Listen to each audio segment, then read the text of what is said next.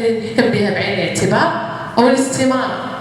مسألة ثانية بالنسبة للمواضيع 15 موضوع وانتيا، واش يمكن قالت الأخت بأن يمكن أي حد يعود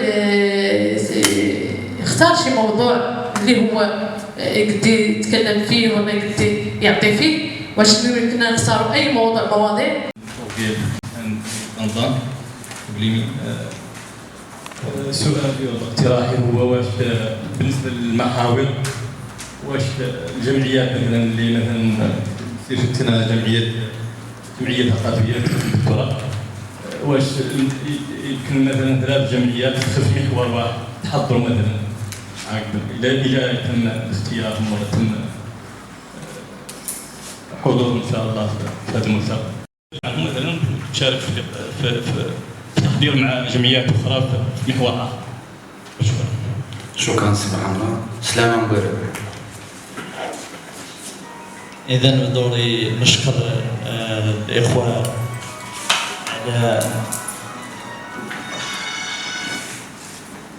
الندوة وعلى سهرهم عليها وعلى فتح باب النقاش. عندي غير تساؤل كبير بحجم الاهتمام اللي يغطيه هو مدى اعتماد موضوع حقوق الإنسان في التهديد، خصوصا مبدأ اللي هو أكبر منه سيادة الدول ثانيا حقوق الإنسان والتدخل الدولي الإنساني، لأنه هذا هو الموضوع اللي يقلق صراحة في هذا النظام العالمي الجديد، خصوصا بعد انتهاء الثنائية القطبية. عاد مفهوم التدخل الدولي الإنساني عاد مفهوم اللي يهدد سيادة الدول وهدد استقلالها وهدد كيانها. وكنا ذكر التدخل الدولي اللي كان في العراق واللي كان تحت يافطة حقوق الإنسان، وبالتالي أدى إلى احتلال العراق في 2003. حتى لا يتكرر هذا السيناريو الرهيب، حتى لا يتكرر في الدول خصوصا، لأننا نعرفوا أن عندنا مشكل في المنطقة هون، ومن آليات التدخل فيه ومن عصب التدخل فيه هذا ميدان حقوق الإنسان. بالتالي كان أطرح هون التساؤل عن الآليات اللي قد حد مثلا يحاضر فيها ولا يقد مثلا يناقش فيها ما مدى الأخطاء قبل أن تقع. الأخير متدخل.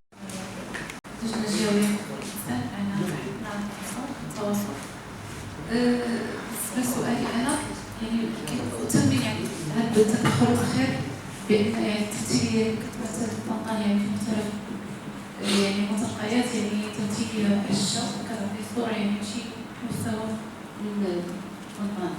بالنسبة للبرنامج يعني إحنا غادي نعمروا الاستمارة، وبالتالي ملي غادي يكون قبول ديال هاد الناس اللي غيحضروا الجمعيات، واش غيكون برنامج غيكون متاح لنا البرنامج على اساس اننا غنطلعوا، لان هذا الشيء كنشوفوا يعني هاد المواضيع هي يعني مواضيع اوليه يعني ممكن يكون طرح حتى الشكل ديال المنتدى، يعني شكل المنتدى واش غيكونوا ورشات، واش غيكونوا يعني تكلمتوا على ندوات، يعني الشكل ديال المنتدى باش يكونوا على يعني معرفه قبل ما نمشيو للمنتدى ونعرفوا حتى المواضيع التي ستناقش والشكل البرنامج ويعني مختلف، يكون عندنا تصور عام بالنسبه لهذا. ومسألة أخرى يعني كنتمنى أنه يعني يكون لقاء تواصلي كما قالوا الإخوان قبل من الجمعيات أو الأفراد اللي غادي يتحركوا في المنتدى، على أساس يكون تنسيق المواضيع وتنسيق وتكون بزاف ديال الأمور على أساس تكون واحد التمثيلية في المستوى، لأن هذا حدث كبير يعني لأن غادي يكون تلاقح ديال يعني مختلف الأفكار ومختلف الدول، وبالتالي ممكن هذا الشيء هذا اللقاء يعني ممكن صياغة جديدة من حقوق الإنسان، لأن كان ما نقدرش هذا الشيء جديد يعني بالنسبة ربما غادي يخسر أمور أخرى، وبالتالي إحنا بغينا الصوت ديال طنطا والمناطق الجنوبية يوصل لهاد الناس ويعرفوا مشاكلهم ويعرفوا المشاكل اللي كتخبط فيها المجتمع ديالنا الاصدقاء. شكرا. ربما اظن انه كان لابد من الاشاره ان من الاشياء التي سيتميز بها الفورم الملتقى شروح المعارض تاع الاقتصاد التضامني اللي كنت تكلموا عنه. قال لك الاحجار اللي فيه المشكل. غير بغيناكم تشيروا لنا شويه لذاك اللي غادي يتميز هذا الفورم انترناسيونال دو دروا دو لوم واحد ليكسبوزيسيون انترناسيونال بغيناكم تهضروا لنا فيها شويه. الرأي العام المحلي في شتى المجالات. مشكورة على هذا المجهود. إلا لدي ملاحظة وهي كان حاليا على الإخوة مثلا عرض شريط للمشاركة سابقا للوفود الحقوقية والفاعلين الجمعويين المغاربة في البرازيل حتى يتسنى لنا معرفة أكثر المنتدى العالمي. فإذا كان الحضور هو من أجل الإخبار فأيضا تزويدنا بمعلومات لمعرفة أكثر حول هذا المنتدى العالمي لحقوق الإنسان. وأيضا أريد أن أسأل حول الآلية التي سيتم بها انتخاب الفاعلين الحقوقيين والجمعويين للمشاركة في هذا المنتدى العالمي لحقوق الإنسان. هل هو عن طريق الاستمارة أو عن طريق معرفة الكفاءات المتخصصة على اعتبار أن المجلس الوطني لحقوق الإنسان بجهة طنطا بولميم يعرف جيدا الإخوة خلال مجهوداتهم ومشاركتهم في شتى المجالات سواء في مجال الحقوقي أو مجال حقوق الطفل أو مجال الإعاقة حتى يتسنى لنا وضع مقاربة جديدة وأيضا حتى لا نلدغ من الجرح مرتين كما وقع وكما قال بعض الإخوة على بعض المشاركات التي تعطي صورة سلبية وتزكي الصورة النمطية السلبية عن المجتمع المدني بالإقليم. فنريد توضيحا في هذا المجال. وشكرا للجنة الجهوية لحقوق الإنسان بطنطا في بولميم على مجهوداتها الجبارة التي عودتنا عليها في مجال وضع مقاربة جديدة لحقوق الإنسان. وشكرا. العلمية اشتغلت واقترحت هذه المحاور، وهذه اللجنة العلمية طبيعة الحال في اجتماعاتها مع لجنة دولية ولجنة وطنية مكلفتين بتنظيم المنتدى تم تسطير هذه المحاور ومجموعة من الإشكاليات في كل محور. لكن هناك طبيعة الحال كما قلت أنه المنتدى سيتضمن محاضرات وندوات خاصة بمواضيع معينة تتعلق بحقوق الإنسان، لكن هناك ورشات ستكون مسيرة تسيرا ذاتيا، يعني بمعنى أن أي جمعية يمكن أن تقترح موضوع معين وهي التي ستتكفل بتسيير الورشة وبتنظيمها وتتحمل مسؤوليتها سواء من حيث التسيير ومن حيث المضمون. فعالية المنتدى طبيعة الحال قبول المشاركة، المجلس الوطني ليست له سلطة في قبول أو رفض مشاركة أي جهة معينة، لأن المجلس الوطني واللجان الجهوية فقط كمؤسسة وطنية شريك، ولكن السلطة طبيعة الحال عند اللجنة العلمية التي طبيعة الحال ستحكم على المشاركات. الاستمارة لم نتوفر عليها بعد، يعني باش نشوفوا بأن الاستمارة طبيعة الحال ستكون فيها معايير طبيعة الحال لقبول المشاركة، سيجب توفرها في أي جمعية أو في أي ائتلاف جمعوي معين.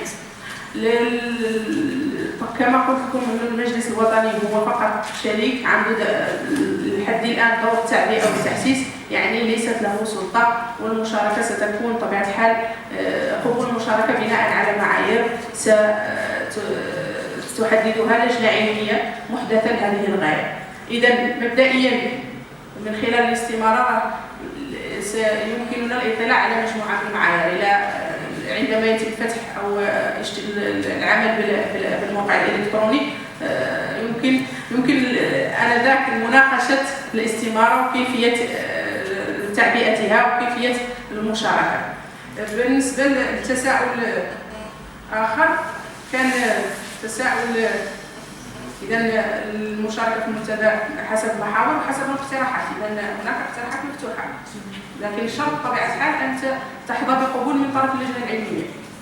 بالنسبة لمشاركة ائتلاف جمعيات ممكن، مثلا مجموعة من الجمعيات ممكن، لكن يجب أن تكون هذه المجموعة من الجمعيات يكون لها إطار قانوني أنها تشتغل من خلاله. إذا هناك ائتلاف أو شبكة ممكن أنها تشارك حتى هي في فعاليات المنتدى، تشتغل على محور من المحاور، أو ممكن أنها تقترح محور بالنسبة لها هي ترى أنه لا يدخل في المحاور المقترحة.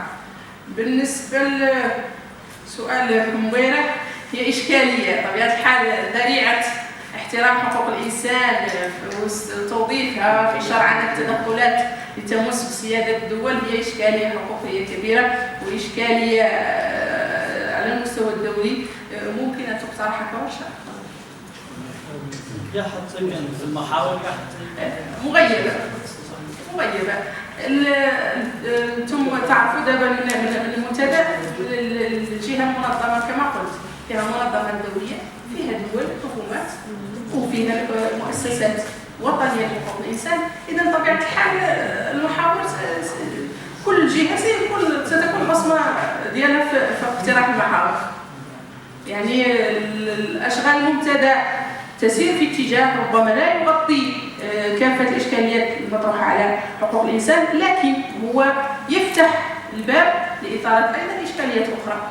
لأن الإشكاليات مثلا اللي يعيشها مثلا المجتمع المدني الفاعل مثلا في مجال حقوق الإنسان في منطقة معينة من العالم ليست هي نفس الإشكاليات وليست نفس الرهانات، وهنا هنا المنتدى هو فضاء التشاور والتداول وتبادل التجارب. إذا ممكن تقترح، ونتمنى أن اللجنة العلمية تقوم بقبول الاقتراح.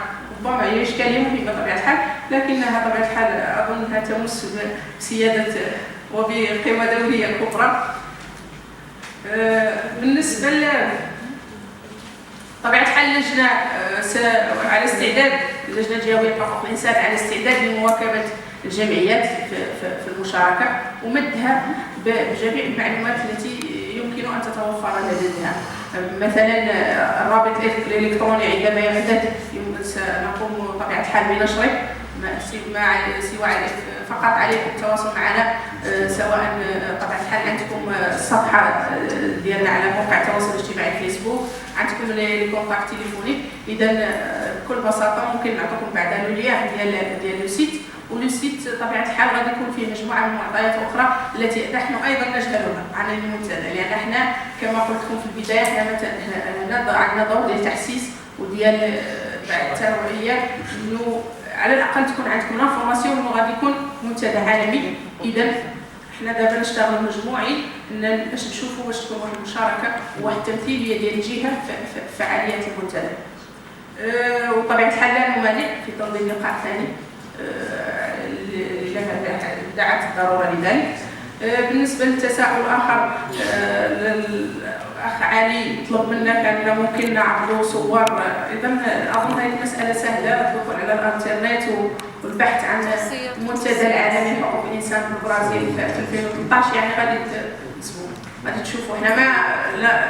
أنا بعد شخصيا لم أطلع على مشاركة المغرب في فعاليات المنتدى، لكن هذه أظنها ممكن الواحد يشوف المشاركة ويشوف طبيعتها وكيف كانت. لكن أظن أنه المشاركة ستختلف، لأننا نحن الآن سيكون عندنا حضور واسع، لأن نحن البلد المستضيف. هناك تمثيلية ستكون طبيعة الحال في البرازيل، النسخة ديال البرازيل كانت تمثيلية محدودة، ستكون إلى كاع نقولوا 40 شخص أو 50 أو كاع 100، لكن الآن ستكون آلاف. لأن نحن البلد المستضيف للمنتدى ونحن اللي مطلوب مننا الحضور بكثافة. بالنسبة للسؤال ديال الأخ علي، طبيعة الحال على هامش المنتدى سينظم معرض للاقتصاد الاجتماعي والتضامني، لمنتوجات الاقتصاد الاجتماعي والتضامني. وطبيعة الحال هنا الدعوة للمشاركة طبيعة الحال طرف الجمعيات والتعاونيات العاملة في هذا المجال. نحن ليست لدينا أي معلومة طبيعة الحال مبدئيا حول طريقة مشاركة هذه الجمعيات والتعاونيات أو كيفية انتقائها، أو لحد الآن فقط عندنا معلومة أنه سيكون هناك معرض للمنتوجات الاقتصاد الاجتماعي والتضامن. لكن بطبيعة الحال على استعداد نواكبوا هذه الجمعيات ونمدوها بمعلومات، وإلا كانت شي مواكبة مثلا في الموقع الإلكتروني نعاونوهم. حنا كنعرفوا مجموعة من التعاونيات نعرفوا الإمكانيات ديالها سواء المادية والمعرفية باش نواكبوها، باش على الأقل هذه الاستمارة والتعرف على الشروط المطلوبة، ونشوفوا ممكن باش نوفروا لها بعد الحد أدنى من المعلومات باش تشارك حتى إلا كانت عندها إمكانية. فقط هذه هي المعلومة اللي عندنا في مجال الاقتصاد الاجتماعي. كاين سؤال آخر يطرح من حيث الإقامة ومن حيث هو اللي كنت كنتفرج حتى هو من الأسئلة اللي كانت ممكن تطرح. مبدئيا المعلومة اللي عندنا الأولى أنه إدارة المنتدى قامت بتوقيع اتفاقية مع مراكز الإيواء تابعة لمجموعة من القطاعات، مثلا مراكز الإيواء التابعة للمكتب الوطني للكهرباء والماء ووزارة العدل المالية واللي متواجدة بمراكش، من أجل أنها تستقبل المشاركين وأنها تكون تسعيرات المبيت أو الإيواء تكون بثمن رمزي. مبدئيا هذه كاينة، مازال نشوفوا إذا كانت شي إمكانيات أخرى حنا سنبلغكم بها. على ما تقوم به في مجال حقوق الإنسان من تنوير الرأي العام ومن الإشراك على ذلك، قال الله يجزاكم بخير بصفتكم كشريك يعني كنتمناو إن شاء الله على أن لابد يعني غادي توصلوا مثلا بالبرنامج توصلوا ببعض الأمور اللي ربما الآن ما متوفرة غادي تعود متوفرة. بصفتكم كشريك كنتمناو قبل باش يدار واحد اللقاء ثاني يكون فيه مثلا الامور اللي توصلوا فيها من برنامج من المعلومات اللي هي غايبه، باش حتى الناس اللي غتمشي من هون تمشي ان شاء الله باذن الله تعالى. على ما تقوم به في مجال حقوق الانسان من تنوير الراي العام ومن الاشراك على ذلك، قال الله يجزاكم بخير بصفتكم كشريك يعني كنتمناو ان شاء الله على ان لابد يعني غادي توصلوا مثلا بالبرنامج توصلوا ببعض الامور اللي ربما الان ما متوفره غادي تعود متوفره. بصفتكم كشريك كنتمناو قبل باش يدار واحد اللقاء ثاني يكون فيه مثلا الامور اللي توصلوا فيها من برنامج من المعلومات اللي هي غايبه، باش حتى الناس اللي غتمشي من هون تمشي ان شاء الله باذن الله تعالى. ماشي جوج جمعيات يشاركوا في نفس الموضوع وهم منسقين، يعني غادي يحاولوا يشاركوا في اقصى عدد من الورشات ويكون تنسيق، والتنسيق التنظيمي للمشاركات هو مثلا خاص الجمعيات تركز عليه، مثلا على انهم يمشوا من هون منسقين اولا في حيث اسمه المعرفه في المواضيع، غادي يعرف في المواضيع هذا يعني المعاق. راه كلشي انا مثلا كنعرفوا مثلا جمعيه اكس غنمشي نتكلم في المعاق وانا لا افقه في ما عندي حتى معطيات اوليه ماشي غير على الاقليم، راه ربما على الجهه، معطيات على الجهه. فهمت؟ يعني نتكلم انا على البيئه وانا ما كنعرف الواقع البيئي، ما نعرف الواقع البيئي في كليمين ولا في، بمعنى ان التنسيق الاولي كيف قالوا الاخوان هذه مرتبط في شي 4 ديال المداخله، ضروره اسمه عقد لقاء تواصلي واعدادي قبل المنتدى، وحنا في اللجنه اسمه مستعدين لهذا اللقاء على اساس ان نعودوا ديجا عرفنا مثلا الناس اللي عبوا الاستمارات وكنظن عن اللجنه راه ما عندها حتى شي علاقه بالفتح. اللجنه ماشي ديال شي دوله ولا ديال، راه منتدى عالمي ديال فيه المجتمع المدني اكثر قوه واسمه يصفي باش تحترم اسمه الكريتير اللي كاينين في اسمه المستوى العالمي، بحيث ان هناك بعض الاتفاقيات وبعض البروتوكولات وبعض المواد التي تطالب فيها بعض الجمعيات في المجتمع المدني مثلا بتعديلها او بتنقيحها الى غير ذلك. ثانيا على انه سيكون كذلك النقاش على مستوى الوطني، يعني على المستوى المحلي، وهو على ان الجمعيات كل جمعيه في جهه تحمل همومها للجهات الاخرى، ولهذا المنتدى من اجل النقاش من اجل التفاعل ومن اجل وضع حلول الى غير ذلك. ثانيا على انك ننقل كذلك ليس فقط الهموم بل حتى التجارب الفضلى، التجارب الناجحه اللي يمكن تكون موجوده عندنا ننقلوها لهذا المنتدى من اجل اعطاء واحد نوع من المثاليه او واحد نوع من النموذج للنقاش. بالنسبه للمواضيع هي مواضيع حره. ثانيا على ان المنتدى عندما نقول المنتدى العالمي لحقوق الانسان هو مدني اكثر على انه دولي، بمعنى على انه ليس تابع للحكومات، ولكن هو المشارك فيه اهميه هي جمعيات المجتمع المدني، المنظمات غير طبعا غير الحكوميه الى اخره، ولكن طبعا لها تاثيرها على السياسات الحقوقيه في عبر العالم، سواء من حيث القانون الدولي لحقوق الانسان او من حيث القانون الدولي الانساني الى غير ذلك. وبالنسبه لبعض المواضيع اللي طرحت الان انا كنشوف على انها يعني ما خصناش نداولها الان، لانها ربما ستكون مواضيع كبرى ستناقش على مستوى طبعا هذا المنتدى. المو كلنا كجمعيات مجتمع مدني في هذا الاقليم وفي الجهه الحقوقيه، يعني الجهات الخمس الاربع، هو ما هي الاشكاليه الحقيقيه التي تعيشها مشكله حقوق الانسان في هذه الجهه؟